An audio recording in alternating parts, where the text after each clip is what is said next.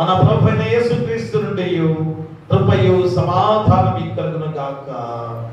ఆమేన్. దయచేసి కూర్చోండి. ప్రియ దేవుని సంగమా, మిత్రులారా, మరి యొక్క పరిశుద్ధ విశ్రాంతి దినము త్రిత్వం తర్వాతి 15వ ఆదివారముగా దేవుని మహాకృపాతిశయం చేత మరి దేవుని వాక్యము మన హృదయాల్లో భద్రపరుచుకొని వాక్యానుసారంగా జీవించే ధన్యకరమైన జీవితాలే మన క్రైస్తవ జీవితానికి ఎంత ఆయుపట్టుగా ఉండే గొప్ప విధానం. ఆయన జీవనంతో కూడిన విధానంలో మనం జీవించడానికి ఆ జీవవాక్కులే మన హృదయంలో ప్రతి విశ్రాంతి దినంలో భద్రపరుచుకునే గొప్ప సమయం. అందుకని మరి విశ్రాంతి దినాన్ని పరిశుద్ధముగా ఆచరించుకోవాలని పదే పదే గుర్తు చేసే సందర్భాన్ని ప్రతి ఒక్కరు కూడా ఆలోచన చేయాల్సిన బాధ్యత ఎంతైనా ఉంది అనేది ప్రతి ఒక్కరు కూడా జగమెరిగిన సత్యం. ఎందుకంటే ప్రతి విశ్రాంతి దినంలో కూడా ఎందుకు విశ్రాంతి దినం యొక్క ప్రాముఖ్యతను గుర్తు చేసేదనగా, మరి ఈరోజు మనము దేవుని మాటలు వింటూ ఉన్నాం. అదేదో నేను చెబుతున్నానని మీరు అనుకోవచ్చేమో, కానీ అది దేవుని మాటలు అనే భావన మీకు కలగాలి. దేవుడే నాతో మాట్లాడిస్తున్నాడని మీరు ఖచ్చితంగా గ్రహించుకోవాల్సిన బాధ్యత ఉంది. అలాంటి జీవవాక్కులు మరి మనము మన హృదయాల్లో పొందుకుంటున్నామంటే మనకు ఈరోజు ఎంత సంతోషకరమైన రోజుగా, ఎంత మన జీవితాలు పురపించిపోయే విధానంలో మనం జీవించాలో ప్రతి ఒక్కరు కూడా ఆ సంతోషభరితమైన జీవితాలతో సాగాల్సిన బాధ్యత మనందరిపై ఉంది. కాబట్టి మా వాక్యం ఎంత ప్రాధాన్యమైందో ఆ వాక్యంలోని మాటలు మన జీవము ఇచ్చే గొప్ప విధానాన్ని ప్రతి ఒక్కరు కూడా గుర్తిరగాల్సిన బాధ్యతలో వాక్యానికి ప్రాధాన్యత ఇవ్వాల్సిందే. ఎందుకంటే ప్రతిరోజు ప్రతి విశ్రాంతి దినంలో ఈ వాక్యం ద్వారా మన హృదయాన్ని ఎంత సిద్ధపరుస్తున్నాడు దేవుడు, ఏ రీతిగా మనం ఈ లోకంలో జీవించాలో ప్రతి విశ్రాంతి దినంలో మనకు హెచ్చరిక చేస్తున్నాడు. ఎంతో మంది ప్రవక్తలు, ఎంతో మంది బోధకులు ఈరోజు దేవుని వాక్యాన్ని ఎలాగా బోధించే గొప్ప విధానం ద్వారా ఈ లోకము మంచి మార్గంలో నడుస్తుంది అనడానికి ఎన్నో నిదర్శనాలు. లేకపోతే మనుషులుగా ఎలాంటి స్థితిలో మనం జీవించబోతున్నామో మనందరం కూడా గుర్తిరగాలి. కాబట్టి ఈరోజు కూడా ఎంతో ప్రాముఖ్యమైన వాక్యాన్ని దేవుడు ఈరోజు మనకు గుర్తు చేస్తున్నాడు. ఏమిటనగా ఈ యొక్క పత్రిక పాఠ్య భాగంలో అపోస్తలుడైన పౌలు ద్వారా చెప్పబడిన మాటలు ఈరోజు చాలా ప్రాముఖ్యమైన మాటలు. ఎందుకనగా ఈ గలతీయులకు రాసిన పత్రిక చాలా ప్రాముఖ్యమైన పత్రిక. మరి 5వ అధ్యాయము చివరి వచనాల్లో మొదలుకొని 6వ అధ్యాయం 10వ వచనం వరకు కూడా ఎంత ప్రాముఖ్యమైన మాటలుగా గుర్తు చేస్తున్నారు అనగా, ఇక్కడ అపోస్తలుడైన పౌలుకి పేతురుకి ఆ మధ్య కొద్దిగా డిఫరెన్స్ తో కూడిన విధానంలో ఈ వాక్యము చాలా ప్రాముఖ్యంగా ఉంది. ఎందుకంటే అపోస్తలుడైన పౌలు అన్యులుగా ఉన్న ప్రతి ఒక్కరు కూడా మా ఆత్మానుసారంగా నడవాల్సిన బాధ్యతను గుర్తు చేస్తుంటే, మరి పేతురు చెబుతున్న మాటలు ఏంటనగా సున్నతి పొందిన వారికే మరి ఆ ఆత్మానుసారమైన విధానంలో దేవుని వాక్యాన్ని మేము చెప్పగలము అనే భావనతో మరి ఇద్దరిలో ఉన్న డిఫరెన్స్ గుర్తు చేసుకునే విధానంలో ఆ ఇద్దరి యొక్క వాక్యం అనేది వేరు కాదు కానీ మరి ఎందుకు అలాగా ఇద్దరు చెబుతున్న మాటలు భావన ఎందుకనగా మరి పరిశుద్ధులైన పేతురు ద్వారా ఏమిటి, దేవునిలో బలమైన వారిగా ఎదగాలి. ఎందుకంటే ఆల్రెడీ యేసుక్రీస్తు వారి ద్వారా మనమందరం కూడా రక్షించబడ్డాం. యేసుక్రీస్తు వారి ద్వారా మనమందరం పవిత్రంగా పరిశుద్ధంగా మార్చబడ్డాం కనుక మనందరం కూడా సున్నతి పొందిన వారమే అన్న భావన పేతురు ద్వారా పొందుకున్న విధానం. కానీ అపోస్తలుడైన పౌలు అని చెప్పే మాటలు ఏంటనగా దేవుని ఎరగని వారందరూ కూడా అన్యులుగా ఉన్నవారే. మన ఇద్దరిలో కూడా ఒకే భావన. కానీ ఈరోజు మరి యేసుక్రీస్తు వారి శిలువయాగం ద్వారా మనందరం రక్షించబడ్డ వారమే కదా. మరి రక్షించబడిన తర్వాత కూడా ఈరోజు ఈ లోకంలో మనం జీవించే జీవిత విధానాలు ఎలా ఉన్నాయో మళ్ళా మనం గుర్తు చేసుకోవాలి. మరి దేవుని ఎరగని వారిగా జీవించట్లేదా? అందుకని ఇక్కడ అపోస్తలుడైన పౌలు మాటలు చాలా ప్రాముఖ్యంగా ఉన్నాయి అనేది గ్రహించుకోవాలి. అదే పేతురు చెప్పిన మాటలు తప్పేం కాదు. ఎందుకంటే ఆల్రెడీ మనందరూ స్వస్థత పొందిన వారమే, యేసుక్రీస్తు వారి ద్వారా రక్షించబడ్డ వారమే. అందుకని పేతురు పలికిన మాటలు, పేతురు, యోహాను, యాకోబులు పలికిన మాటలుగా ఈరోజు మనం గుర్తు చేస్తున్న సందర్భం. కానీ ఇద్దరిలో డిఫరెన్స్ అనేది ఏమాత్రం కూడా లేదు. కానీ ఈరోజు వారిద్దరు చెప్పే సందేశం ఏంటనగా, వారు నలుగురు చెప్పే సందేశం ఏంటనగా, మన జీవితాలు ఎలా ఉండాలి, మా ఆత్మానుసారముగా నడిచి మనలో ఉన్న వివాదములు, అసూయ, అతిశయమును తీసివేసుకోవాలి అని చెప్పే మాటలే. చూసారా, ఈరోజు మన జీవితంలో ఉన్న ప్రతిబంధకం ఏంటి, ప్రతి మానవుడిలో ఉన్న ప్రతిబంధకాలు ఏంటి? ఇదిగో ఈరోజు మనకి అపోస్తలుడైన పౌలు ద్వారా ఈ గలతీయులకు రాసిన పత్రికలో చెప్పే మాటలు ఏంటనగా, వివాదములు. మా ప్రతి ఒక్కరిలో కూడా ఏదో వివాదము, భేదములతో జీవిస్తున్నాం, అసూయతో జీవిస్తున్నాం కదా, అతిశయముతో జీవిస్తున్నాం. ఈ మూడు మాటలు ఎంత ప్రాముఖ్యంగా ఈరోజు ఈ యొక్క పేతురు పలికిన మాటలు కానీ, యాకోబు, యోహాను పలికిన మాటలు కానీ, అలాగే అపోస్తలుడైన పౌలుగా చెప్పే ఈ మాటలు కానీ, ఈ రెండు కూడా మన జీవితాలు ఎలా ఉండాలి, ఎవరు కూడా వివాదములు రేపకుండా ఉండాలి, అసూయతో జీవించకుండా ఉండాలి, మరి ఇంకను అతిశయముతో జీవించకూడదు అని చెప్పే మాటలే ఈరోజు అపోస్తలుడైన పౌలు ద్వారా గలతీ సంఘానికి తెలియజేస్తున్నాం. అంటే తన శరీరేచ్ఛలను బట్టి విత్తువాడు ఏమవుతుంది, తన శరీరం నుండి క్షేమను పంట కోయును. క్షేమంటి పంట అంటే అర్థమైంది. క్షేమంటే ఏంటి చెప్పండి? క్షేమం అనే మాట ఎన్నోసార్లు చెప్పారు. ఏంటది? నశించిపోయేది. క్షేమంటే అర్థమైంది, నశించిపోవుట. అక్షయం అంటే నశించనిది, క్షయం అంటే నశించేది, అక్షయం అంటే నశించనిది. ఈరోజు మన శరీరేచ్ఛానుసారంగా జీవించే ప్రతి ఒక్కరు కూడా క్షయమనే పంట కోస్తారు. అంటే నశించే విధానంలో జీవించే వారిగా జీవిస్తున్నాం అనేది గుర్తు చేస్తున్నాడు. అంటే అర్థమేంటి? శరీరానుసారులుగా జీవించవద్దు. మాకు ముందుకు రండమ్మా, ముందుకు రండి దయచేసి. శరీరానుసారంగా జీవించవద్దు అని ఖచ్చితంగా ఈరోజు ఈ అపోస్తలుడైన పౌలు ద్వారా గుర్తు చేస్తున్నాడు. అంటే ఎలా జీవించాలి?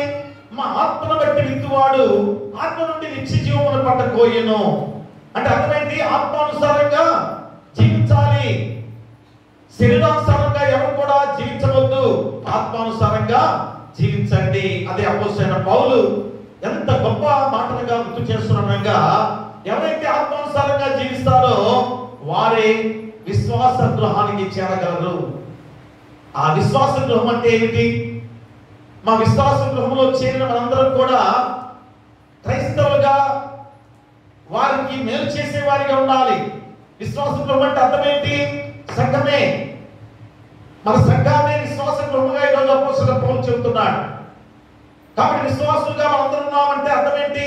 ఒకే కుటుంబము, ఒకే మా కుటుంబముగా జీవించే గొప్ప ధన్యకర విధానమే ఈరోజు విశ్వాస గృహముగా మన సంఘాన్ని ఈరోజు మనం గుర్తు చేస్తున్నాడు. మరి ఇంతటి విశ్వాస గృహాల్లో మన ఒకే కుటుంబము ఉన్న మన కుటుంబంలో ఎందుకు వివాదాలు వస్తున్నాయి? ఎందుకు అసూయతో జీవిస్తున్నాం? ఎందుకు అతిశయంతో జీవిస్తున్నాం? కాబట్టి ఈరోజు మన సంఘముగా ఏర్పడిన ఈ గొప్ప విధానములలో ఎలాగా జీవిస్తున్నామో ఆలోచన రేకెత్తించే గొప్ప మాటలే అపోస్తలుడైన పౌలు చెప్పిన మాటలు. ఇక రెండోది సువార్త పాఠ్య భాగంలో ఎవడనూ ఇద్దరు యజమానులకు దాసులుగా ఉండక, అనగా దేవునికిని సిరికిని దాసులుగా ఉండక, మన ప్రాణముల గురించి చింతపడక మనల్ని పోషించుతున్న పరలోకపు తండ్రి మహిమపరచాలి అని గుర్తు చేస్తున్నాడు. ఈరోజు మనందరం కూడా రెండు పడవల మీద కాలు వేస్తున్నాం. మా స్త్రీకిని దేవునికిని దాసులుగా ఉంటున్నామని ఖచ్చితంగా ఈరోజు వాక్యం ద్వారా గుర్తు చేస్తున్నాడు. కాబట్టి ధనము సంపాదించవద్దని చెప్పట్లేదు. అమ్మ కష్టార్జితమైన పనులు చేసుకొని నీ యొక్క డబ్బు ద్వారా దాచిపెట్టుకొని కుటుంబం విషయంలో అది దాచిపెట్టుకొని కుటుంబాన్ని గొప్పగా చేసుకోవద్దని దేవుడు చెప్పట్లేదు. కానీ ఆ సిరికిని దాసులుగా ఉండవద్దని చెబుతున్నాడు. ధనానికి దాసులుగా ఉండొద్దని చెబుతున్నాడు. కాబట్టి ఆ రెండుటి విషయంలో అంటే ఇద్దరు యజమానులకి దాసులుగా ఉండవద్దు. ఇద్దరు యజమానులకు దాసులుగా ఉంటే ఏం చేస్తారు? ఒక యజమానుడు వచ్చి ఈరోజు నాకు పని ఉంది రమ్మంటాడు కదా, మా ఇంకొక యజమానుడు వచ్చి మా ఇంట్లో పని ఉంది ఈరోజు రమ్మంటాడు. ఆ దాసుడు ఎలాగొస్తాడు? మా ఇద్దరి దగ్గర ఎలా పనులు చేస్తాడు? ఎవరో ఒకరికి యాంటీ అవ్వాలి కదా, ఎవరో ఒకరికి శత్రు అవ్వాలి కదా. అది నేను రమ్మంటే రాలేదేంటి అని ఒకరు అనవచ్చు కదా. కాబట్టి ఎవరికొకరికి యాంటీ అయ్యే గొప్ప విధానము దేవునికా? సిరి అంటే అర్థమైంది సాతానికా? అమ్మ ఎవరికి నువ్వు ఎదురు తిరుగుతావు? ఎవరిని కాదనుకుంటావు? ఎవరిని వద్దనుకుంటావు? దేవుని వద్దనుకుంటావా? సాతాను వద్దనుకుంటావా? ఒక్కసారి నువ్వు ఆలోచన చేసుకోవాల్సిన బాధ్యత. కానీ ఈరోజు దేవునికి సిరికి ఇద్దరికి కూడా దాసులుగా ఉండాలని ప్రయత్నం చేస్తూ మనం జీవిస్తున్నాం. అందుకని పోయిన వారం కూడా ఆ రీతిగానే వచ్చిన వాక్యమే ఈరోజు కూడా అదే గొప్ప సందర్భాన్ని గుర్తు చేస్తూ అపోస్తలుడైన పౌలు ద్వారా చెప్పిన మాటలు కానీ ఈరోజు మత్తయి సువార్తల ద్వారా చెప్పబడిన ఈ గొప్ప మాటలు కానీ, ఎందుకంటే కనుక ఆయన రాజ్యమును నీతిని వెతికితే శరీర సంబంధమైనవి లోక సంబంధమైనవి అనుగ్రహింపబడును అనేది ఈరోజు నీకు గుర్తు చేస్తున్నాడు. ఖచ్చితంగా ఈరోజు నువ్వు దేని గురించి కూడా చింతించవద్దు. ఇందాక పాడుతున్న పాట అదే అర్థం. జీవమా చింతించకు. ఎందుకు నువ్వు చింతిస్తున్నావు? దేని కొరకు నువ్వు చింతిస్తున్నావు? నువ్వు చింతించడం కొద్దిగా ముందుకు రండి, దయచేసి ముందుకు రండి, కొద్దిగా ముందుకు రండి. దేని కొరకు చింతిస్తున్నావు? ప్రియా దేవులారా, నువ్వు చింతించడం వల్ల నీవేమన్నా సాధించగలవా? నువ్వు దిగులు పడి అయ్యో నాకు ఫలానా రాదే లేదే అని ఆలోచన చేసి కూర్చుంటే వస్తుందా? నీకు ఇచ్చేది ఎవరు? దేవుడు తప్ప ఎవరు కూడా. ఎవరో ఒక లక్ష్యం వచ్చేమో 2 లక్షలు వచ్చేమో కానీ జీవితాంతం కూడా నిన్ను మరి ఏ రీతిగా పోషించేవారిగా ఉండగలగా? కాబట్టి నేను పోషించేది దేవుడు అనేది నువ్వు గ్రహించలేకపోతున్నావు అనే మాట ఈరోజు నీకు గుర్తు చేసిన సందర్భం. కాబట్టి ప్రతి విషయాన్ని కూడా దేవునిపై ఆధారపడాల్సిన బాధ్యతను నీకు గుర్తు చేస్తున్నాడు. కాబట్టి మనం ఏం చేయాలి? నువ్వు శరీర సంబంధమైన విషయంలో ఆలోచన చేస్తున్నావు. అయ్యా నాకు ఆహారం కావాలి, వస్త్రము కావాలి, లేకపోతే నేను ఈ లోకంలో జీవించే జీవిత విధానము బాగుండాలని నువ్వు ఆలోచన చేస్తున్నావు. కానీ దాని గురించి నువ్వు ఆలోచన చేయవద్దు. అది ఇచ్చేది నేనే, ప్రతిదీ కూడా ఇచ్చేది నేనే. కాబట్టి నువ్వు దేని గురించి ఆలోచన చేయాలి? దేవుని రాజ్యమును నీతిని వెతికితే శరీర సంబంధమైన లోక సంబంధమే నేను నీకు అనుగ్రహింప చేస్తాననే దేవుడు వాగ్దానంతో చేసిన మాటలే ఈ మత్తయి సువార్తల ద్వారా నీకు చెప్పే గొప్ప విధానం. కాబట్టి ప్రియ దేవుని బిడ్డలారా, ఈరోజు 2 వాక్య భాగాల ద్వారా చక్కటి అంశాన్ని దేవుడు నీకు గుర్తు చేస్తున్నాడు. ఏమిటనగా నీ సంరక్షణ దేవునిదే, చింతించకు అనే అంశాన్ని ఈరోజు నీకు గుర్తు చేస్తున్నాడు. నీ సంరక్షణ దేవునిదే, చింతించకు. మా ఖచ్చితంగా ఈ మాటలు ప్రతి ఒక్కరి హృదయంలో భద్రపరచుకోవాలి. ఎందుకంటే లోకానుసారంగా జీవిస్తూ చాలా బాధపడుతున్నాం. అయ్యో నాకు ఆర్థికంగా లేకుండా పోయానే, రేపటి నా జీవితం ఎలా ఉండాలి? అయ్యో పలానావాడు ఆస్తివంతుడిగా ఉన్నాడే, నాకు ఆస్తి లేదే అని ఆలోచన. అయ్యో నాకు ఉద్యోగం లేదే అని కొంతమంది ఆలోచన. లేకపోతే నేను అందంగా లేనే అని కొంతమంది ఆలోచన కదా. అంటే శారీరక సంబంధమైన విషయాల్లోనే ఈ లోకపరమైన ఆలోచనతో మనం జీవిస్తున్నాం. కానీ అవన్నీ ఇచ్చేది ఎవరు? దేవుడే. అవన్నీ ఇచ్చేది దేవుడే. నిన్ను సంరక్షించేది దేవుడే. ఎందుకంటే ఈ భూమి ఎలా ఉంది? మా విశ్వంలో ఎలాగా తనకు తానుగా తిరుగుతూ ఏ ఆధారం లేకుండా తిరుగుతున్నా ఈ గొప్ప విధానముగా ఉన్న భూమిలో మనం జీవిస్తున్నాం. ఒకసారి ఆలోచన చేయండి. ఏ ఆధారం లేకుండా ఈ భూమిపై మనం నివసిస్తున్నామంటే దేవుడి శక్తి లేని నివసించగలవా? ఈ భూమికి దేవుడు గురుత్వాకర్షణ శక్తి ఇచ్చి ఈ భూమిని అతుక్కునే వారిగా దేవుడు చేసి ఈ భూమిపై నడిచే వారిగా మనల్ని ఏర్పాటు చేశాడు దేవుడు. ఒకసారి ఆలోచన చేయండి, దేవుడి యొక్క శక్తి ఏంటో మనందరం కూడా గ్రహించుకోవాల్సిన బాధ్యత ఈరోజు ఉంది.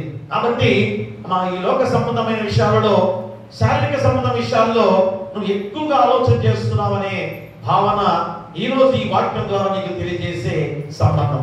కాబట్టి దాని గురించి నువ్వు చింతించకు.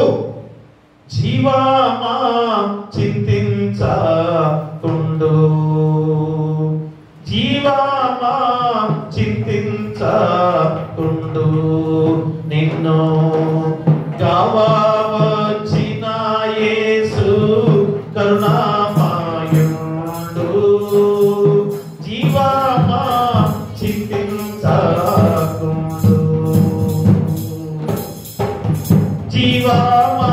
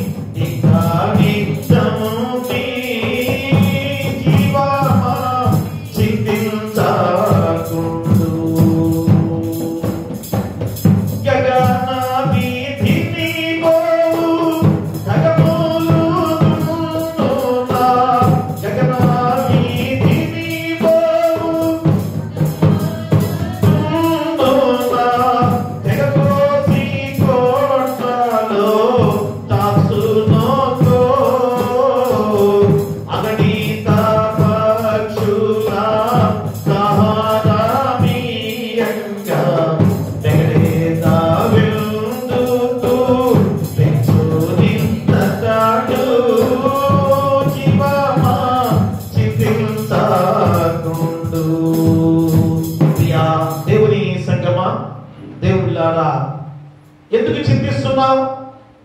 నీ సంరక్షణ దేవుడిదే. ప్రతి ఒక్కరు కూడా ఈరోజు క్రైస్తవుడిగా గుర్తు చేసుకోవాల్సిన ధన్యత. ఎందుకనగా మా సర్వ సృష్టికర్త అయిన ఆ దేవుడే నిన్ను పోషించే బాధ్యత కూడా దేవుడిదే. చూడండి, యెషయా గ్రంథములో 1వ అధ్యాయం చూడండి. యెషయా గ్రంథము 1వ అధ్యాయంలో 2వ వచనాన్ని గుర్తు చేస్తే, యెహోవా మాట్లాడుచున్నాడు, ఆకాశమా ఆలకించుము, భూమి చెవియొగ్గుము, నేను పిల్లలను పెంచి గొప్పవారిగా చేసితిని. చూసారా ఎంత గొప్ప మాట! నేను పిల్లలను పెంచి గొప్పవారినిగా చేసితిని. కానీ ఆ చివరి వచనం చాలా ప్రమాదకరమైన దానంలో మనుషులు ఉన్నారు. ఏమంటారు అక్కడ? వారు నా మీద తిరగబడి ఉన్నారు. ప్రియ దేవునిలారా, యెహోవా మాటలు ఈరోజు ఎంత ఖచ్చితమైన మాటలుగా, హెచ్చరికతో కూడిన మాటలుగా నిన్ను గుర్తు చేస్తున్నాడు. ఎందుకనగా మనం పెంచే బాధ్యత దేవునిది, మన గొప్పవారిగా చేసే బాధ్యత దేవునిదే, నిన్ను అభివృద్ధి చేసే బాధ్యత దేవునిదే, మా ఇంట్లో బుద్ధి చెప్పే బాధ్యత కూడా దేవుడే, కాపాడే బాధ్యత కూడా దేవునిదే, ఆశీర్వదించే బాధ్యత కూడా దేవునిదే. మరి ఎందుకు నువ్వు చింతిస్తున్నావు? మరి లోకపరంగా, శారీరక పరంగా ఎందుకు నువ్వు చింతిస్తున్నావు? ప్రియంగా అలాగే కొరింథీయులకు రాసిన మొదటి పత్రిక కూడా మనం చూసినట్లయితే అపోస్తలుడైన పౌలు కొరింథీయులకు రాసిన మొదటి పత్రిక 3వ అధ్యాయము 6-7 వచనాలను మనం చదువుకున్నట్లయితే,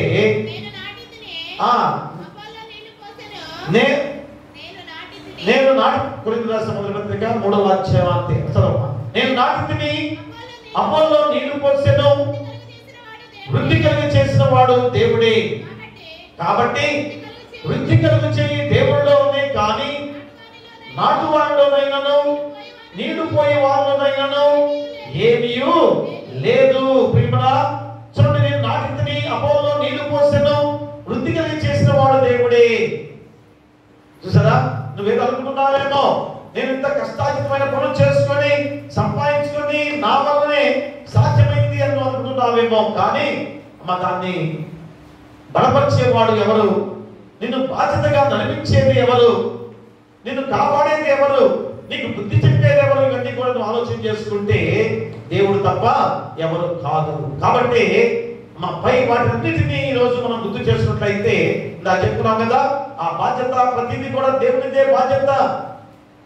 మరి వాటన్నిటిని కూడా ఈ రోజు నువ్వు గుర్తు చేసుకున్నట్లయితే ఆ బాధ్యత అన్నప్పుడు మరి నీకు అప్పగించిన బాధ్యత ఏంటి? అయ్యా ప్రతిదీ దేవునిదే బాధ్యత అయినప్పుడు మన బాధ్యత ఏంటి? అది ఈ రోజు మనం ఆలోచన చేసుకోవాలి. దేవునిదే ప్రతిదీ కూడా దేవునిదే బాధ్యత అని ఇదిగో ఈ రోజు వాక్యం ద్వారా మనం గుర్తు చేసుకున్నాం కదా.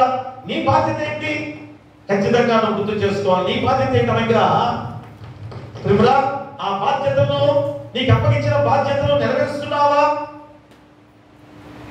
అప్పగించిన బాధ్యతను ఖచ్చితంగా నెరవేరుస్తున్నావా? ఏమిటి అనగా ఆయన రాజ్యమును నీతిని వెదకమని ఆ బాధ్యత నీకు అప్పగించిన బాధ్యతగా ఈరోజు నీకు గుర్తు చేస్తున్నాడు. అంటే దాని ద్వారా సమస్తము కూడా నీకు అనుగ్రహింప చేస్తానని దేవుడు నీకు గుర్తు చేస్తున్నాడు. అంటే మనం చేయాల్సిన కర్తవ్యం ఏంటి? ఆయన రాజ్యమును నీతిని మొదట వెతకాలి. దేవుడు కదా, ఇంకంతకన్నా నువ్వు చేసేది ఏమీ లేదు. ఖచ్చితంగా నువ్వు ఆలోచన చేసుకోవాలి. ఎందుకంటే ఈ లోకము సాతాను వశము చేసుకున్న లోకము కాబట్టి మరి లోకములోనే ఇంత కాపుదలతో నిన్ను నడిపిస్తుండగా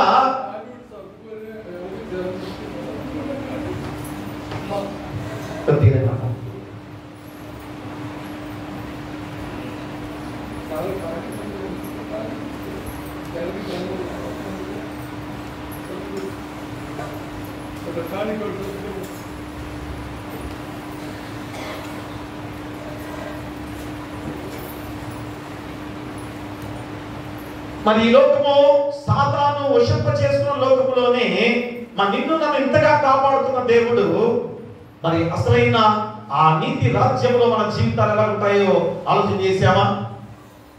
మా దేవుడు ఏర్పాటు చేసే పరలోక రాజ్యంలో ఇంకా ఎంత కాపుదలతో మనం దేవుడు దీవిస్తాడు.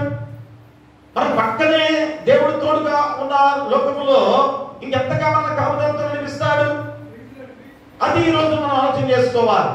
సాతాను వశంప చేసుకున్న లోకములోనే నిన్ను నన్ను ఇంతగా దేవుని బాధ్యతగా కాపాడుతున్న దేవుడుగా నీకుండగా పరలోక రాజ్యంలో దేవుడే పరిపాలన చేస్తూ ఆ దేవుడి కిందే మనందరం కూడా జీవిస్తూ ఉండే ఆ పరలోక రాజ్యంలో ఎంత గొప్ప జీవితం మనకు ఉందో ఆలోచన చేస్తే ఈ లోకం గురించి శారీరక విషయాల్లో ఏ ఆలోచన చేయమని రోజు నీకు గుర్తు చేస్తున్నాడు.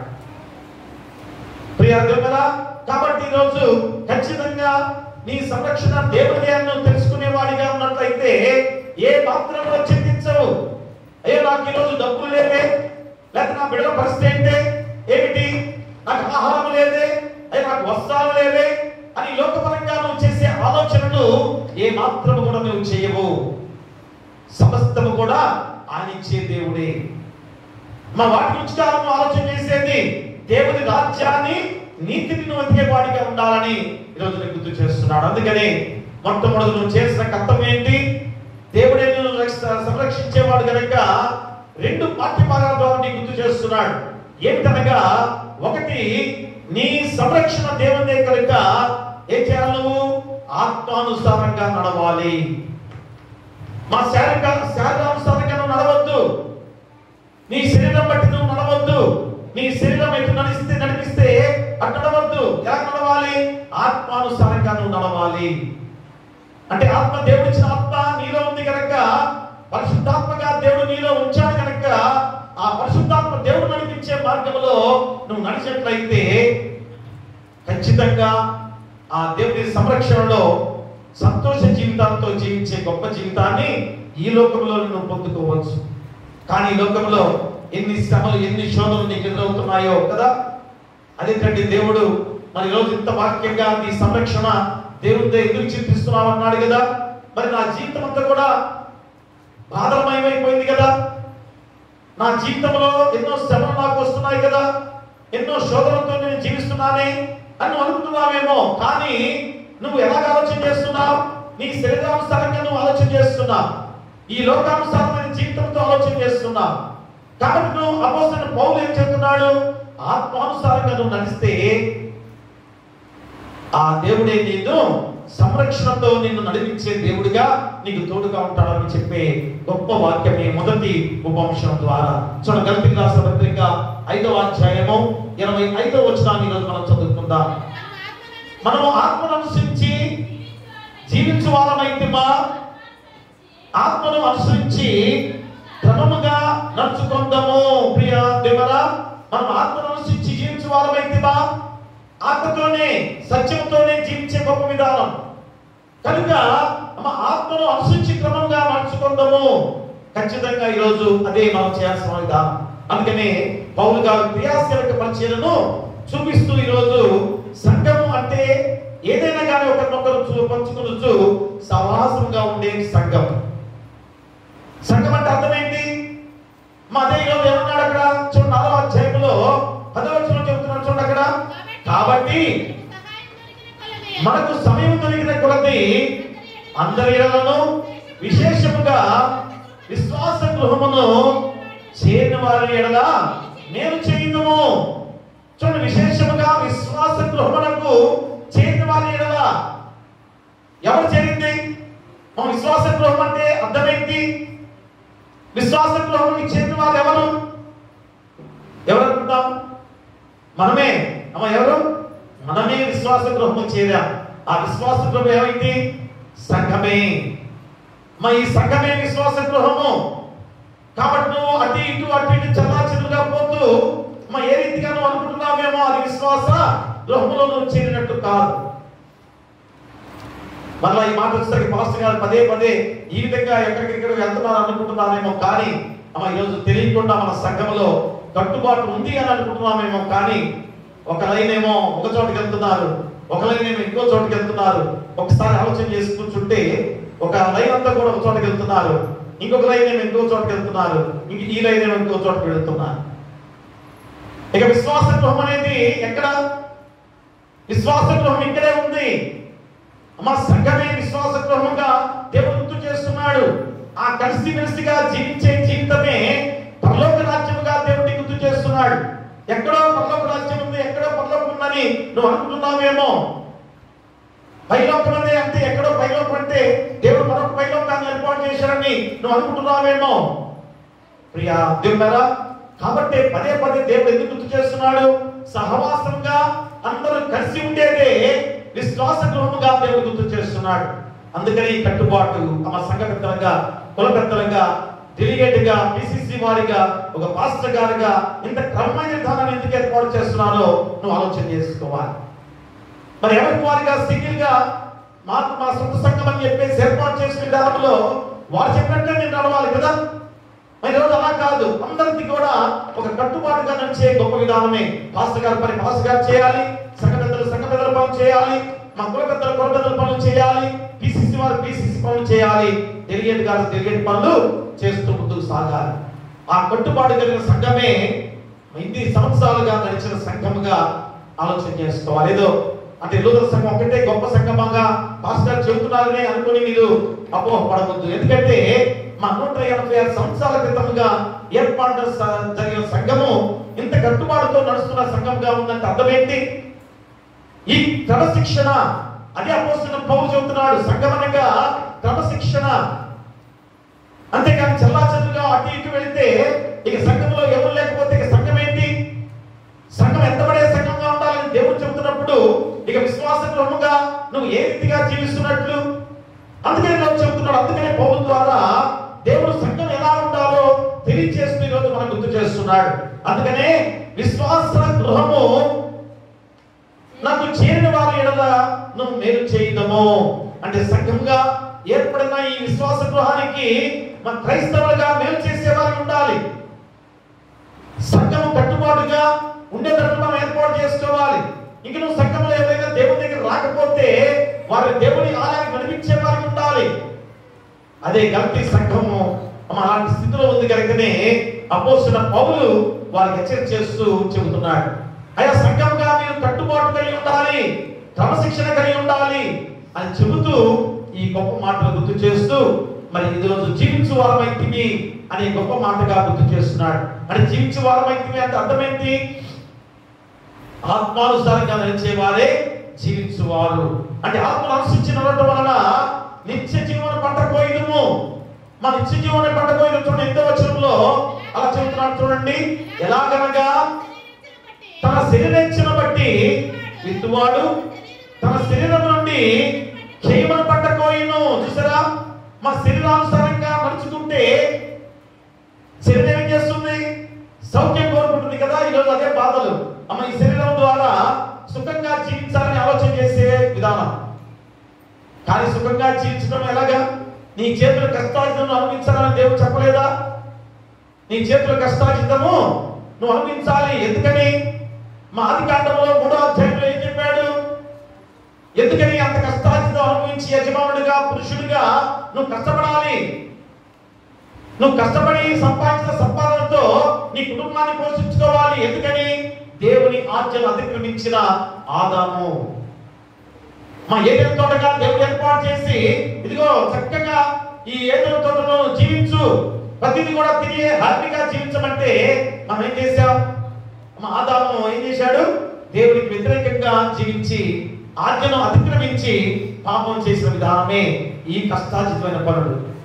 ఇప్పుడే కదండి, చింతించవద్దు, ఆహారం కొరకు వస్త్రం కొరకు దేని గురించి చింతించొద్దని చెబుతున్నారు. మరి ఇంత కష్టపడాల్సిన పని ఏంటి? ప్రతిరోజు నేను కూలి పనికి వెళ్తేనే నాకు డబ్బులు వస్తాయి, అది వెళ్తేనే నాకు ఈరోజు ఆహారం ఆకలి తీరుతుంది అనే భావనతో నువ్వు ఉన్నావేమో. కానీ మన దేవుని ఆజ్ఞను పాటించావా? పాటిస్తున్నామా? ఈరోజైనా అలాగే చేస్తున్నామా? అన్నాడు ఆదాము ద్వారా చేసిన తప్పే మళ్ళా మనం చేస్తున్నామేమో. కాబట్టి ఈరోజు ఆలోచన చేసుకొని ఇప్పుడైనా మా దేవుని ఆజ్ఞను పాటించే వారిగా ఉన్నట్లయితే ఆత్మానుసారంగా నడిచే బిడ్డలుగా మనం జీవించాలి. అందుకనే మా ఆత్మానుసారమైన జీవితము నెరవేర్చే వారు ఏం చేస్తారు? శరీర కోరికలను ఎప్పుడు కూడా దాసులు కాకుండా జీవించే విధానం. శరీరం ఏం చేస్తుంది? అమ్మ నిన్ను భయంకరంగా చెడు మార్గంలో నడిపించడానికి ప్రయత్నం చేస్తుంది, అత్యాశకి నిన్ను మార్గంగా చేస్తుంది. నీకేం కొత్త చేశాడు దేవుడు? అమ్మ ఈ శరీరానుసారంగా జీవించే విధానంలో కూడా దేవుడు ఎంతగా సృష్టించిన విధానము, ప్రతిదీ కూడా నీకు ఏమి కావాలన్నా దేవుడు ఎలాగా నీకు ఇస్తున్నాడు. కాబట్టి ప్రియ దేవుళ్ళారా, మీరు ఆత్మ స్వభావం గలవారే కానీ శరీర స్వభావం గలవారు కారు. చూడండి, రోమపత్రిక 8వ అధ్యాయంలో ఆ మాటలు గుర్తు చేస్తున్నాడు. రోమపత్రిక 8వ అధ్యాయం 9వ వచనం చదవండి. దేవుని ఆత్మ మీలో నివసించి ఉన్న యెడల మీరు ఆత్మ స్వభావం గలవారే కానీ శరీర స్వభావం గలవారు కారు. ఎవడైనను క్రీస్తు ఆత్మ లేని వాడైతే వాడు ఆయన వాడు కాడు. ప్రియమురా, చూడండి, అపోస్తలుడైన పౌలు చెబుతున్నాడు, దేవుని ఆత్మ మీలో నివసించి ఉన్న యెడల మీరు ఆత్మ స్వభావం గలవారే కానీ శరీర స్వభావం గలవారు కారు. ఎవడైనను క్రీస్తు ఆత్మ లేని వాడైతే వాడు ఆయన వాడు కాడు. ప్రియ కదా, ఎప్పుడైనా ఆలోచన చేయండి. మీరు మీ సొత్తు కాదు. చూడండి, కొరింథీయులకు రాసిన మొదటి పత్రికలో చెప్తున్న మాటలు మళ్ళా గుర్తు చేస్తున్నాడు. 6వ అధ్యాయము 19వ వచనంలో చెప్తున్నాడు. చూడండి, మీ దేహము దేవుని వలన మీకు అనుగ్రహింపబడి మీలో ఉన్న పరిశుద్ధాత్మకు ఆలయమై ఉన్నదని మీరు ఎదుగరా. మీరు మీ సొత్తు కాదు, విలువ పెట్టుకునబడిన వారు కనుక మీ దేహముతో దేవుని మహిమపరచుడి. ప్రియరా, మీ దేహము దేవుని వలన మీకు అనుగ్రహింపబడి మీలో ఉన్న పరిశుద్ధాత్మకు ఆలయమై ఉందని మీరు ఎదుగరా. చూడండి, దేహమే దేవాలయం ఉన్నది. అలాంటి దేహంతో దేవుని ఆత్మతో జీవిస్తున్న నీవు నేను మనందరం కూడా దేవుని ఆలయమై ఉన్నాము. కానీ ఈ రాతితో కట్టబడిన ఈ ఆలయము పరిశుద్ధాలయమని చెప్పులు విడిచి మనం వచ్చి రాత్రులనే శివ గుర్తు వేసుకొని ముద్దు పెట్టుకొని పరిశుద్ధంగా కూర్చునే గొప్ప జీవితం మన క్రైస్తవ జీవితమే. కానీ అసలైన పరిశుద్ధాలయము నీ దేహమే. మా ప్రాముఖ్యమైన ఆలయము నీ దేహమే. మరి నీ దేహముతో ఎన్ని చెడు కార్యాలు నువ్వు చేస్తున్నావు? ఆ దేహముతో నువ్వు మాట్లాడే మాట ఎలా ఉంది? నీ పెదవులతో, నీ నాలుగుతో, నీ శరీర అవయవాలతో ఏ తప్పిదాలు చేస్తున్నావు మనం? అంటే ఎంత అపరిశుభ్రమైన విధానంలో జీవిస్తున్నామో, మా అపవిత్రమైన జీవితాలతో నడుస్తున్నామో ఈ దేవాలయాన్ని మనమే పాడు చేసుకునే వారిగా జీవిస్తున్నామని ఖచ్చితంగా చెబుతున్నాడు. కాబట్టి మీరు మీ సొత్తు కాదు. ఎఫెసీయుల రాసిన పత్రిక 5వ అధ్యాయము 16వ వచనాన్ని మనం చదివినట్లయితే చూడండి, దినములు చెడ్డవి కనుక మీరు సమయమును పోనీయక సత్యమును చేసుకునొచ్చు, అజ్ఞానుల వలె కాక జ్ఞానుల వలె నడుచుకున్నట్లు జాగ్రత్తగా చూచుకొనుడి. ప్రేమరా, ఇప్పుడైనా కానీ ఈరోజు నువ్వు ఆలోచన చేసుకోవాలి. నీ శారీరకానుసారంగా నువ్వు నడవద్దు. మా ఆత్మానుసారంగా నడిస్తేనే నిత్య జీవం అనే పంటను కోయగలవు. కాబట్టి నువ్వు ఎలా ఉండాలి? మా వివాదములు రేపకూడదు. చూడండి ఎంత గొప్ప మాట. గలతీయుల రాసిన పత్రిక 5వ అధ్యాయంలో 25వ వచనాన్ని మనం చదువుకున్నట్లయితే,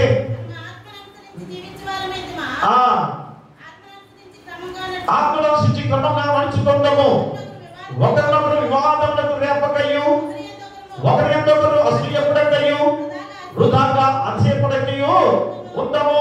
ఆత్మానుసారంగా నడిచేవారుగా ఉండాలి. వివాదాలు లేకపోకూడదు. ప్రేమరా, చక్కగా ఒక కుటుంబము వేరే కుటుంబము ఆ గొడవలు తగ్గిపోయి స్నేహంగా కలుసుకోబోతూ ఉంటారు కదా. అలాంటి సమయంలో ఇంకొకటి మధ్యలో ఇంకొకటి వచ్చేసి చిన్నగా వారి మధ్య మళ్ళా వివాదాలు రేకెత్తించే వారి లోకంలో లేరా? అని వారిద్దరు కలిస్తే చాలా ప్రమాదం. కాబట్టి మళ్ళా వారి మధ్య వివాదాలు రేపాలి అనేవారు లేరా? ఉన్నారు లేదా? ప్రతి ఒక్కరిది అంటారు, అయ్యా చక్కగా మేము కలిసి ఉంటే మా మధ్యలో ఏదో సామెత మీదే అంటారు, ఏదో అంటారు కదా, పొలలు పెట్టారంటారు కదా, అవునా కదా? మా వివాదాలు రేపేవారు ఎలా ఉన్నారు? అందుకనే దేవుడి రోజు ఈ వాక్యం ద్వారా వివాదములు రేపుట అని అర్థం ఏంటి? భేదములు పుట్టించుట. తీతు రాసిన పత్రికలో చూడండి ఒకసారి. మా తీతు రాసిన పత్రికలో, తీతు రాసిన పత్రిక 3వ అధ్యాయము 9వ వచనంలో నీకు గుర్తు చేస్తున్నాను చూడండి.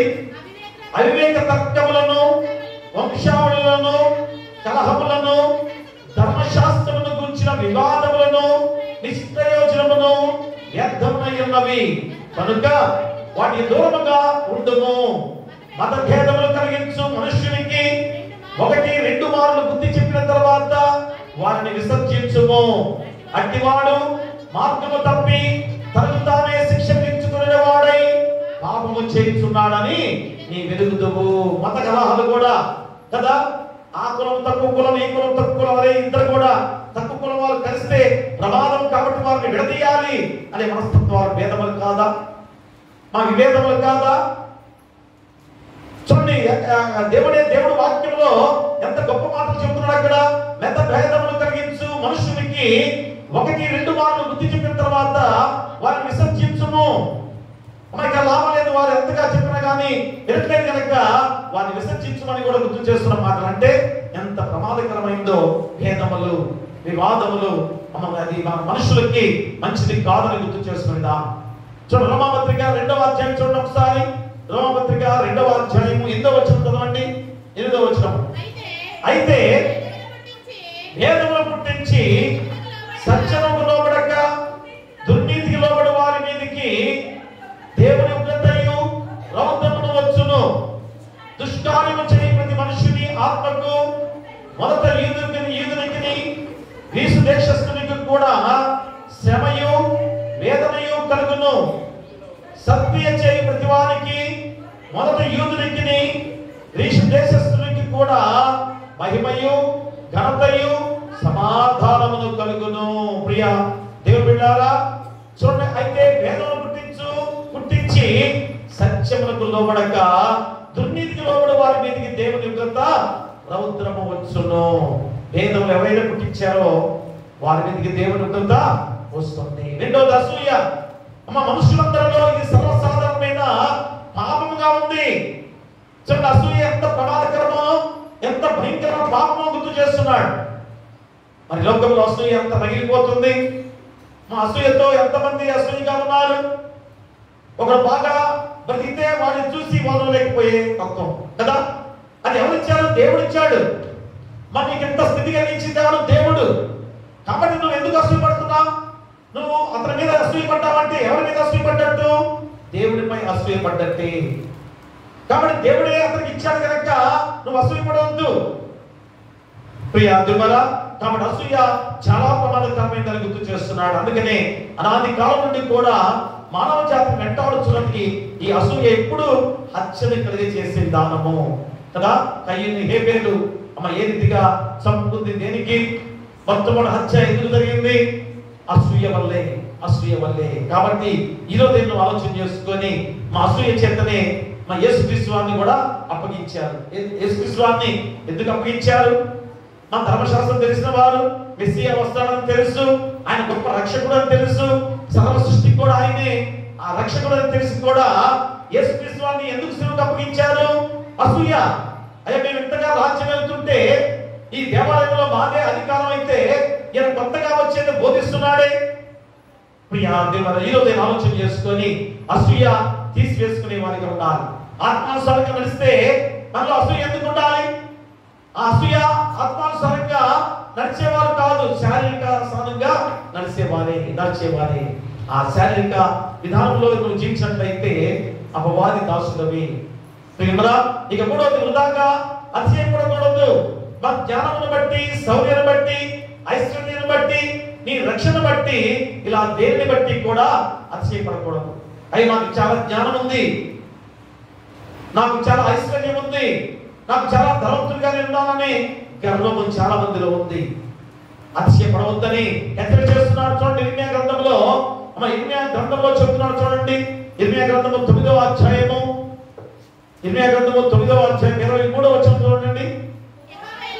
యెహోవా ఇలాగు సెలవిస్తున్నాడు, జ్ఞాని తన జ్ఞానమును బట్టి, శూరుడు తన శౌర్యాన్ని బట్టి అతిశయింపకూడదు. ఐశ్వర్యవంతుడు తన ఐశ్వర్యాన్ని బట్టి అతిశయింపకూడదు. చూడండి ఎలాంటి అతిశయాలతో లోకంలో జీవిస్తున్నాం. ప్రియ దుర్మల ఈరోజైనా సంఘముగా సహవాసం కలిగి ఒకరి ఒకరు మేలు చేసుకోవాల్సిన బాధ్యత నీ గుర్తు చేస్తున్నాడు. మా విశ్వాసంగా చేరిన వారిగా మనం ఉన్నాం కాబట్టి ఏం చేయాలి? ఒకరి ఒకరు సహవాసంతో మేలు చేసేవారిగా ఉండాలి. కానీ ఏదమనకూడదు, విభేదములు కలిగించకూడదు, అసూయతో ఉండకూడదు, అతిశయంతో ఉండకూడదు. చెప్పండి ఒకసారి, చెప్పండి. భేదములు పుట్టించకూడదు, అసూయతో ఉండకూడదు, అతిశయపకూడదు. ఈ మూడు మాటలే ఆత్మానుసారంగా నడవటానికి ఆస్కారంగా దేవుడు గుర్తు చేస్తున్నాడు. ఈ మూడు నీలో లేవనుకోండి, అసూయతో ఉన్నామనుకో, భేదాలు పుట్టించేవాడిగా ఉన్నామనుకోండి, అతిశయంతో ఉన్నామనుకోండి, ఎలాగ నడుస్తున్నావు? శరీరానుసారంగా, లోకానుసారంగా, శరీర సంబంధమైన వాడిగా నువ్వు నడుస్తున్నావు. అంటే అర్థం ఏంటి? అపవాది లోకాన్ని వశింప చేసుకున్న లోకము కదా. అంటే అపవాది వారసుడిగా, దాసుడిగా నువ్వు ఉన్నావని ఆలోచన చేసుకోవాలి. కాబట్టి ఈరోజు క్రైస్తవుడిగా ఆత్మానుసారంగా నడిచే వారు ఏం చేయాలి? భేదములు పుట్టించకూడదు, అసూయతో ఉండకూడదు, ఖచ్చితంగా అతిశయంతో ఎవరు కూడా జీవించకూడదు. ఈ మూడు మాటలు గుర్తు పెట్టుకొని ఖచ్చితంగా నీ సంరక్షణ దేవుని దగ్గరగా చింతించవద్దు. అందుకని ఏమంటాడు? సువార్త పాఠ్య భాగంలో మత్తయి సువార్త 6వ అధ్యాయంలో 31వ వచనంలో నీ గుర్తు చేస్తున్నాడు. ఏమని? కాబట్టి ఏమి తిందుమా, ఏమి త్రాగుదమా, ఏమి ధరించుకుందామా అని నువ్వు చింతించకుడి. అన్యజనులు వీటన్నిటి విషయమై విచారించును. నువ్వెందుకు విచారిస్తున్నా? మరి నీకు దేవుడు తోడుగా ఉండలేదా?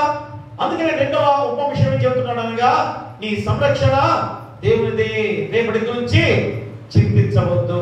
ఒకటేంటి? ఆత్మానుసారంగా నడవద్దు. రెండోది రేపటి గురించి చింతించవద్దు. ఈ రెండు మాటలు గుర్తుపెట్టుకోవాలి కదా. ఎందుకంటే మనం పదే చింతపడుతున్నాము లోకంలో. కొద్దిగా బాధ కలిగేసరికి కాసేపు ఇంట్లో కూర్చొని కన్నీరు కాలుస్తూ, అయ్యో ఏంటి ఈరోజు మా పరిస్థితి, ఏంటి మా బిడ్డల పరిస్థితి, నా జీవిత పరిస్థితి ఏంటి అని ఆలోచన చేస్తే ప్రతి ఒక్కరు కూడా మానసికంగా హార్ట్ అటాక్తో మరణించే వారి రోజు లోకంలో చాలా మంది ఉన్నారు. అవునా? ఆలోచన చేసుకొని కుటుంబంతో ఆత్మహత్య చేసుకునే చూస్తున్నా. పసిబిడ్డలను కూడా విషము ఎలుకల మందు పెట్టి చంపేస్తున్నారు, గడ్డి మందులు తాగించి చంపేస్తున్నారు, అన్నంలో విషం కలిపి చంపేస్తున్నారు బిడ్డలని కదా. మొన్న ఎక్కడ 3 బిడ్డలు కూడా పసిపిల్లల్ని అన్నంలో విషం కలిపి అందరూ కూడా కలిసి తిన్నారు. దేనికి? ఆర్థిక ఇబ్బందులు కలిగి కుటుంబం అంతా కూడా మరణించిన సందర్భాలు ఎన్నో కుటుంబాలు. అంటే అర్థమైంది, లోకానుసారంగా నువ్వు ఆలోచన చేస్తున్నావు, అయ్యో నాకు డబ్బు లేదు అనే ఆలోచనలు చేస్తున్నావు.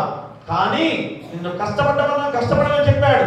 సోమరిపోతుగా జీవిస్తే ఏదో డబ్బులు తెచ్చుకొని తిని అప్పుడు బాయ్ అమ్మ ఆ రీతిగా నేను బతకదని చెప్పాడు కదా. ఎందుకంటే నువ్వు చేసిన పాపం వలన వచ్చు జీతం. అది నువ్వు పాపం వలన అమ్మ నువ్వు కష్టపడాల్సిన బాధ్యతను యజమానుడిగా నీకు దేవుడు ఇచ్చిన విధానం కాబట్టి కష్టపడాల్సిందే.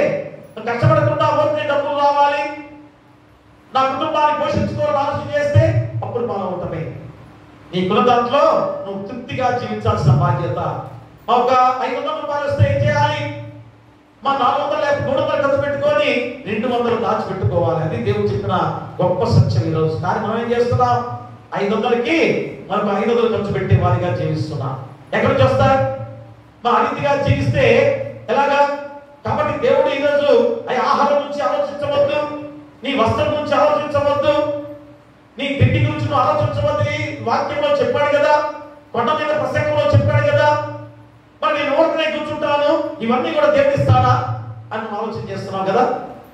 ఆలోచన చేయవద్దు ప్రియమరా.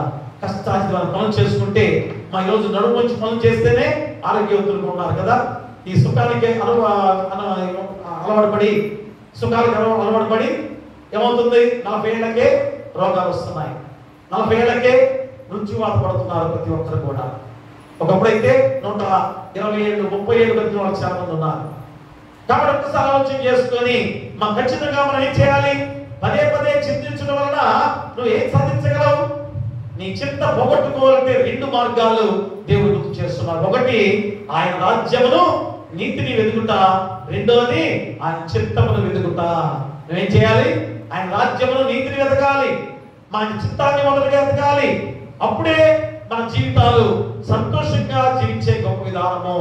అందుకని చెబుతున్నాను చూడండి, మత్తయి సువార్త 6వ అధ్యాయంలో 24వ వచనం నుంచి మనం చదువుకుందాం. ఎవడును 2 యజమానులకు దాసుడుగా ఉండనేరడు, అతను ఒకరిని ద్వేషించి ఒకరిని ప్రేమించును, లేదా ఒకరి పక్షముగా ఉండి ఒకరిని తృణీకరించును. మీరు దేవునికి సిరికిని దాసులుగా ఉండనేరలు. ప్రియులారా, 2 యజమానులకు దాసులుగా ఉండనేరలు. ఎంత ఖచ్చితంగా చెబుతున్నారంటే అర్థం ఏంటి? అయ్యా ఈరోజు ఆస్తి ఐశ్వర్యవంతుడిగా నేను ఉండాలి, డబ్బులు నాకు కావాలని ఆలోచన చేసేవారు చాలా ఉన్నారు. అంటే స్త్రీకి దాసులుగా ఉండేవారిగా ఉన్నారు. కానీ దేవుని ఆలయానికి కూడా బాగానే వస్తారు కదా, దేవుని కూడా బాగానే పూజిస్తారు. అయ్యా దేవుడికి ఏదైనా కావాలన్నా కానీ వారు ఇస్తూనే ఉంటారు. కానీ ఇద్దరికి దాసులుగా ఉండకూడదని ఖచ్చితంగా చెబుతున్నారు. అందుకని ఉదాహరణగా 2 యజమానులకి దాసులుగా ఉంటే ఏమవుతుంది? ఒక యజమానులు వచ్చి పిలుస్తారు, రా నాకు ఈరోజు పని ఉంది. ఇంకొక యజమానులు వచ్చి రా నాకు కూడా పని ఉంది. మరి ఒకడే ఇద్దరికి ఎలా పని చేస్తాడు? ఈరోజు దేవుడికి స్త్రీకి దాసులుగా ఉంటే మరి ఎవరు నిన్ను కాపాడుతారు? స్త్రీ అనగా అర్థం ఏంటి? స్త్రీ అనగా అపవాది యొక్క లక్షణంతో కూడిన ధనమే. అంటే అనగా సంపదను ఆశించి విశ్వాసభ్రష్టులైన వారు. నీ ధనం ఎక్కడుండునో అక్కడనే నీ హృదయం ఉండును. ధన వ్యామోహం పీడితులు వారి వస్తువులు విడిచి జీవించడం, అక్రమ విధానాన్ని పాటించడం, అంతకులుగా మారటం, బలహీనులుగా ఉండటము. ఆస్తి ఐశ్వర్యాలు సంపాదించిన వారు ఏం చేస్తారు? అమ్మా ఆ డబ్బు బాగా ఉంది కనుక వ్యసనాలకు బాధ్యతగా మారిపోతున్నారు. కాబట్టి డబ్బు విషయంలో మీరు ఆలోచన చేసి డబ్బు సంపాదించాలని ఆలోచన చేశారంటే అక్కడే మీ హృదయం ఉంటుంది. కానీ దేవుని వైపు మీ హృదయము రాని సంబంధం. ప్రేమరా, అందుకని చెబుతున్నాడు ఏమని 26వ వచనం చెబుతున్నాడు చూడండి. అక్కడ ఆకాశ పక్షులను చూడండి. 25వ వచనం, అందువల్ల నేను నీతో చెప్పేది ఏమనగా ఏమి తిందుమో ఏమి త్రాగుదుమో అని మీ ప్రాణమును గూర్చి అయినను, ఏమి ధరించుకుందుమో అని మీ దేవుని గూర్చి అయినను చింతింపకుడి. ఆహారం కంటే ప్రాణమును, వస్త్రం కంటే దేహమును గొప్పవి కావా? ఆకాశ పక్షులను చూడండి, అవి విత్తవు కోయవు, కొండలో కూర్చుకొనవు, అయినను మీ పరలోకపు తండ్రి వాటిని పోషించుచున్నాడు. మీరు వాటికంటే బహుశ్రేష్ఠులు కాదా? మనుషులుగా ఎంత శ్రేష్ఠులుగా దేవుడు మనల్ని ఏర్పాటు చేసుకున్నాడు. ఆయన పోలిక చొప్పున మనల్ని ఏర్పాటు చేసుకున్నాడు. కానీ ఆకాశ పక్షులు చూస్తే అవి ఏమైనా దాచిపెట్టుకుంటున్నాయా? అమ్మ ఏ రోజు ఆహారం ఆ రోజే ఉదయాన్నే వెళ్ళి ఎక్కడెక్కడో వెతుక్కుంటూ ఆహారాన్ని తీసుకొచ్చుకుంటాయి. కానీ రోజు మనుషులుగా మనం ఏం చేస్తున్నాం? అదే కదా చూడండి 19వ వచనంలో చెబుతున్నాడు. ఏమని? చూడండి 19వ వచనంలో, భూమి మీద నీ కొరకు ధనమును కూర్చుకునవద్దు, ఇక్కడ చెప్పటయ్యు తుప్పును తినివేయును, దొంగలు కన్నం వేసి దొంగిలించెదరు. పరలోకమందు నీ కొరకు ధనమును కూర్చుకునుడి, అతను చిమ్మటలేను తుప్పైను దాన్ని తినివేయదు, దొంగలు కన్నం వేసి దొంగిలరు. ప్రియా దేవులారా, అలాగనే ఒకడు ఏం చేశాడు? అమ్మ ఎంత విస్తారమైన ఆస్తి కలిగిన వాడు ఒకడు. మరలా మనుషు సంవత్సరం ఎంత విస్తారమైన ధాన్యం పడింది. అప్పుడు వరకు కూడా పెద్ద పెద్ద గోడలు కట్టించుకున్నాడు, ఆ ధాన్యాన్ని దాచిపెట్టుకున్నాడు. మరో సంవత్సరం కూడా అంతకన్నా ఎక్కువగా పడింది. ఏం చేశాడు? ఆ గోడలు పగలగొట్టి ఇంకా విస్తారంగా స్థలంతో పెద్ద గోడలు కట్టించుకున్నాడు, ఆ ధాన్యాన్ని మొత్తాన్ని కూడా దాచిపెట్టుకున్నాడు. ఆ రాత్రి తన ప్రాణం పోయింది. ఆ ధనవంత ఏం కావాలి? ఆ ధాన్యవంత ఏం కావాలి? ప్రియమరా, అదే నువ్వు అంత ధాన్యాన్ని సమంగా పంచుకుంటే, అంటే సమంగా పంచుకుంటే అర్థం ఏంటంటే నేను కష్టపడి అందరికీ పంచబెట్టాను అనుకుంటావేమో. అదే సహవాసం, అదే ఆత్మసంగా నడిచే విధానం. నీ కలిగిన దానిలో మా సహాయం చేయి, నీ కలిగిన దానిలో పేదవాడికి సహాయం చేయమని చెప్పిన మాటలు. మరి ఆ రోజు నీ ప్రాణం పోయింది, నువ్వేం చేసుకోగలవు? నీకు ఒక వారసులు లేరు. మా వారసులు లేరు, ఏమవుతుంది? ఎంత ఖచ్చితమైన మాటలుగా దేవుడి రోజు వాక్యం చెబుతున్నాడో. కానీ రోజు ఆ ధనము డబ్బు సంపాదించాలని ఎన్ని మోసాలు! ఎంత కోటీశ్వరులు వారే ఏం చేస్తున్నారు? కల్తీ వెళ్తున్నారు ప్రతి ఒక్క వస్తువులో కూడా కదా. దానివల్ల ఎన్ని ఆరోగ్య పాలవుతున్నామో. ప్రతి విషయంలో కూడా వేసుకునే టాబ్లెట్ లో కూడా కల్తీ కలుగుతున్నారు, మనం తాగే నీటిలో కూడా కల్తీ కలుగుతున్నారు, తినే ఆహారంలో కల్తీ కలుగుతున్నారు. అవునా? ఎందుకని? ఆస్తి ఐశ్వర్యం పెంచుకొని వారి జీవితాలు గొప్పగా ఉండాలని ఆలోచన చేస్తున్నారు. దానివల్ల ఏ ప్రయోజనం? ఏమైనా ప్రయోజనం ఉందా? అదే అన్నాడు, పక్షులు ఆహారం సంపాదించుకుంటున్నాయా? మరి మీరెందుకు అంత ఆస్తి సంపాదించుకునే వారిగా జీవిస్తున్నారు? అందుకని కోవిడ్-19 దేవుడు తెచ్చాడు కదా. ఒకసారి ఉగ్రత ఒకేసారి వచ్చింది. అప్పుడు ధనవంతులందరూ కూడా చాలా మంది ఇతర దేశాల్లో ఇసిరివేశారు డబ్బులు. అవి ఏం చేసుకోగలం? ఈ డబ్బు మా ప్రాణం పోతుందని చెప్పేసి డబ్బులు విసిరివేశారు కొంతమందికి కూడా. ఈరోజు ఆలోచన చేసుకొని చూడండి 26వ వచనం 27వ వచనంలో, మీలో ఎవడో చింతించడం వలన తన ఎక్కువ చేసుకోగలడు, వస్త్రముల గురించి మీరు చింతింప చేసుకోగలడు. అడవి పువ్వులు ఎలాగా ఎదుగుతున్నావో ఆలోచించుడి, అవి కష్టపడవు వడకవు, అయినను తన సమస్త వైభవంతో కూడిన సొలొమోను సైతము వీటిలో ఒకదాని వల్ల నేను అలంకరించబడలేదు. చూసారా? మా వస్త్రముల గురించి మీరు చింతింపనేలా? అడవి పువ్వులు ఎలాగో ఎదుగుతున్నావో ఆలోచించుడి, అవి కష్టపడవు వడకవు. అవి కష్టపడుతున్నాయా? అడవి పువ్వు ఎంత అందంగా ఉంటుంది, ఎంత చక్కగా ఉంటుంది, ఎన్ని రంగులతో ఉంటుంది. అందుకనే సొలొమోను అలాంటి వాడు కూడా, మా సొలొమోను అంత గొప్పటి వాడు కూడా, అయ్యా ఈ అడుగు పువ్వు లాంటి పువ్వుగా నేను కూడా ఒకటిగా ఉంటే ఎంత బాగుంటుంది అనుకుంటున్నాడు. కానీ దేవుడు నిన్ను నన్ను మనం ఎంత గొప్పవారిగా చేశాడు దేవుడు. మరి నీ ద్వారా ఏం ప్రయోజనం కలుగుతుందో ఆలోచన చేసుకోవాలి. మరి నీ ద్వారా సంఘానికి ఏ మేలు జరుగుతుందో నువ్వు ఆలోచన చేసుకోవాలి. అంటే నీకు నువ్వుగా ఆలోచన చేసుకుంటే విశ్వాస గృహంలో చేరిన వాడు కాదు. కాబట్టి విశ్వాస గృహానికి అర్థం ఏంటి? మనందరం కూడా ఒకటే కుటుంబము. నీ కుటుంబం కొరకు నువ్వు సంపాదించుకొని నా బిడ్డలే బాగుండాలని ఆలోచన చేసే లోకం ఈరోజు లోకంగా ఉంది కదా. కాబట్టి ఎప్పుడైనా ఆలోచన చేసుకొని మా 30వ వచనంలో, నేనుండి రేపు పొయ్యిలో వేయబడు అడవి గడ్డిని దేవుడి లాగు అలంకరించేలా అల్ప విశ్వాసులారా మీకు మరణించేముగా వస్త్రము ధరింప చేయడు కదా. కాబట్టి ఏమి తిందుమో, ఏమి త్రాగుదుమో, ఏమి ధరించుకుందుమో అని చింతింపకుడి. అన్యజనులు వీటన్నిటి విషయమై విచారిస్తులు. ఇవన్నీ మీకు కావాలని మీ పరలోక తండ్రికి తెలియను. కాబట్టి మీరు ఆయన రాజ్యమును నీతిని మొదట వెతుకుడి, అప్పుడు అవన్నీ మీకు అనుగ్రహించబడును. రేపటి గురించి చింతింపకుడి, రేపటి దినము దాని సంగతుల గురించి చింతించును. ఏ నాటి కీడు ఆ నాటికి చాలును. ప్రియుడా, కాబట్టి మీరు వాటి గురించి ఆలోచన చేయవద్దు.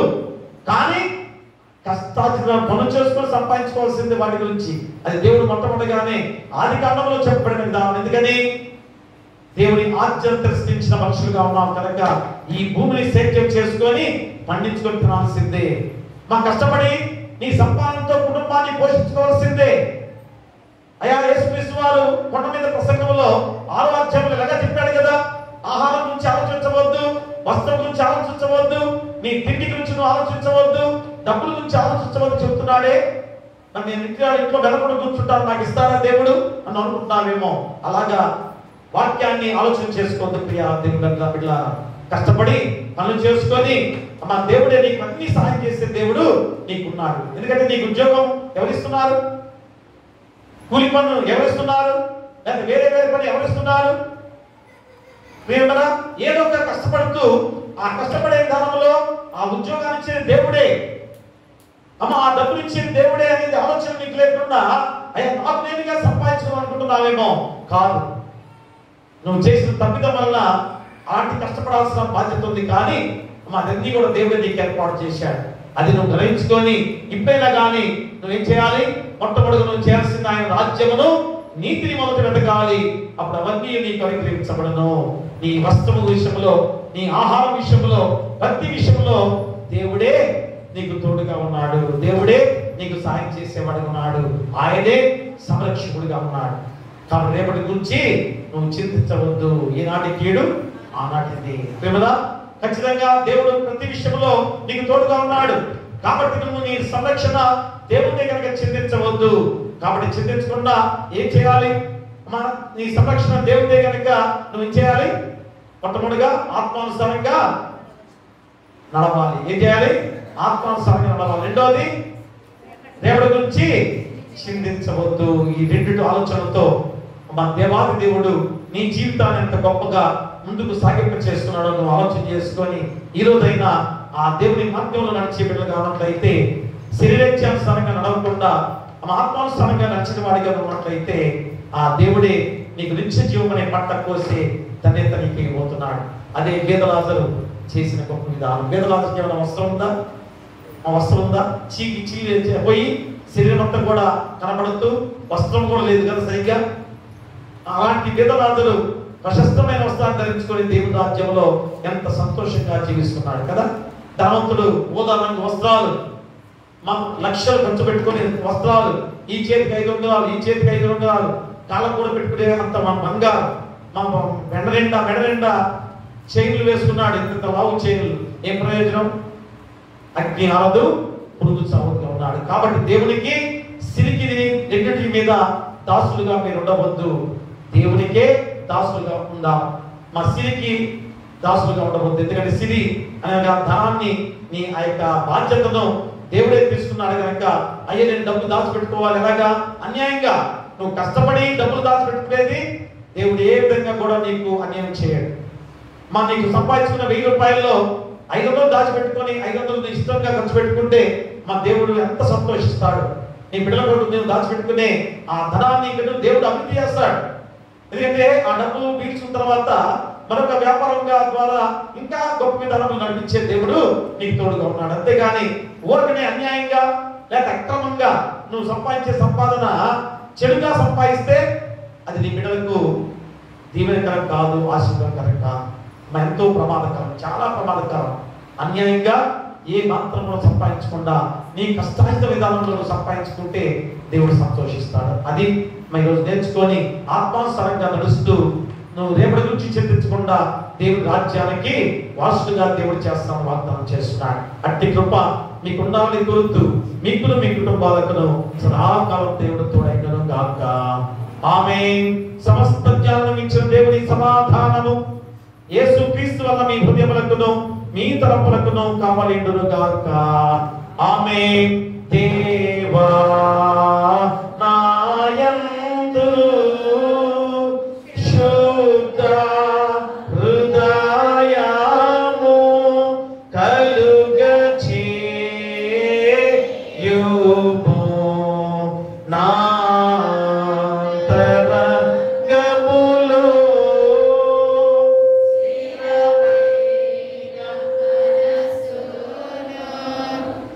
The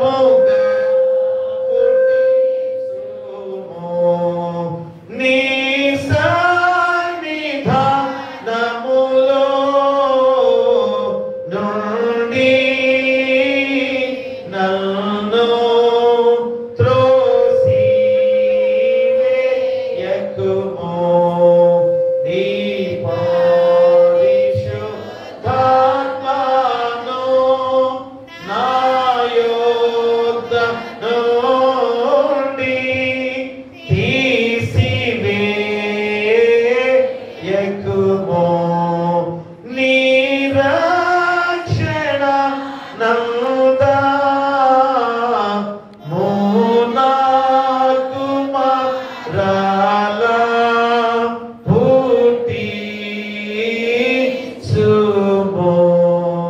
సన్మాతి గల మనసు కాలుగా చేసి నన్ను దృఢపరచుము.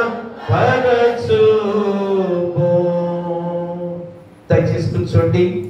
కృతజ్ఞత కానుక మొక్కుబడి కానుక తెచ్చినారు ఉంటే మరి ముందుకు వచ్చి దేవుని ఆశీస్సులు పొందుకోవాల్సిందిగా కోరి ప్రార్థిస్తూ ఉన్నాం.